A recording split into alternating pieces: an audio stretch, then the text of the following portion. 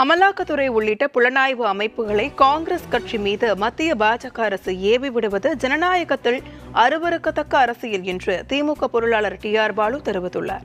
இது தொடர்பாக டி.ஆர். பாலு வெளியிட்டுள்ள அறிக்கையில், மத்திய பாஜக அரசின் அரசியல் பழிவாங்கல் நடவடிக்கையாக நேஷனல் ஹெரால்டு வழக்கில் காங்கிரஸ் கட்சியின் மூத்த தலைவர்கள் சோனியா காந்தி, ராகுல் காந்தி ஆகியோர் மீது அமலாக்கத்துறை குற்றப்பத்திரிகை தாக்கல் செய்துள்ளதற்கு திமுக சார்பில் கடும் கண்டனம் தெரிவித்துள்ளார்.